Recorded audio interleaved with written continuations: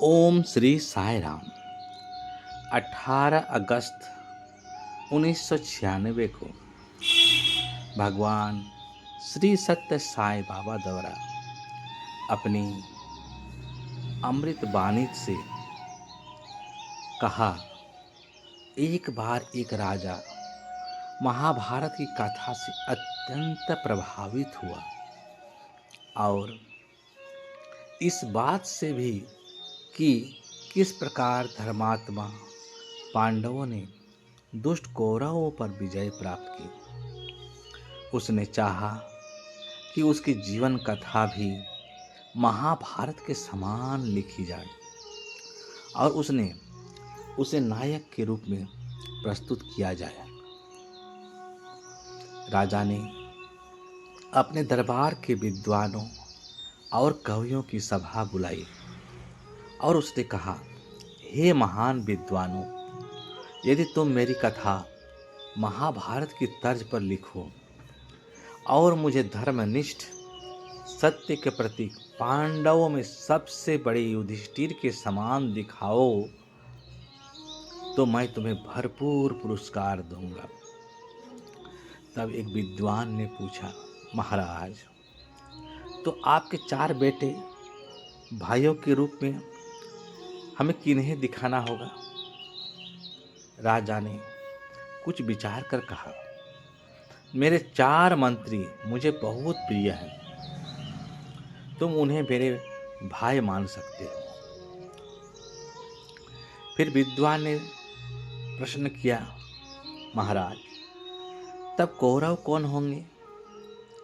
राजा ने उत्तर दिया, मेरे सभी शत्रु कौरवों के समान है और उनकी संख्या सैकड़ों में है।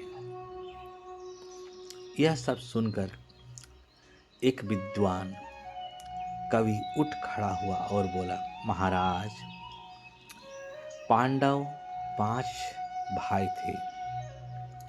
आप अपने 4 भाइयों के रूप में मंत्री को चुन लेंगे। जो शारीरिक बल से युक्त होगा उसे हम भीम मान लेंगे, जो तीक्ष्ण बुद्धि वाला होगा उसे अर्जुन मांग लेंगे और इसी प्रकार नकुल तथा सहदेव का भी चयन कर लेंगे।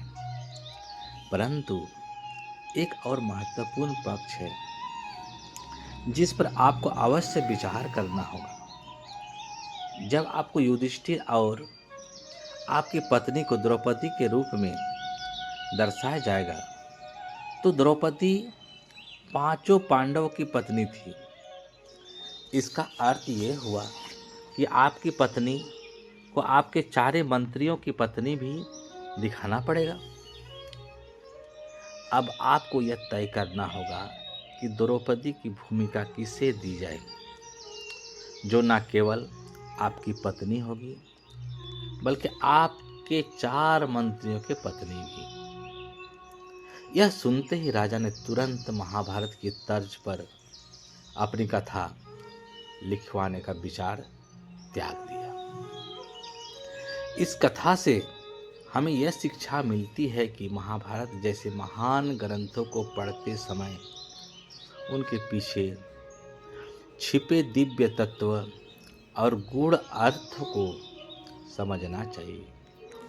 इस महाकाव्य का प्रत्येक पात्र और प्रत्येक प्रसंग एक विशेष संदेश से जुड़ा हुआ है। जब तक हम उस आंतरिक अर्थ को नहीं पहचानते तब तक उसका वास्तविक महत्व और संदेश समझ में नहीं आता।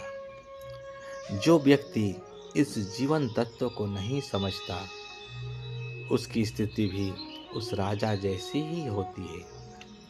आज लोगों की बुद्धि विकृति हो गई है। ऐसी बुद्धि का क्या उपयोग जो सही मार्ग पर ना लगाई जाए। यदि बुद्धि सद्गुण से जुड़ जाए तो मनुष्य जीवन में कुछ भी प्राप्त कर सकता है। जय जय साई राम।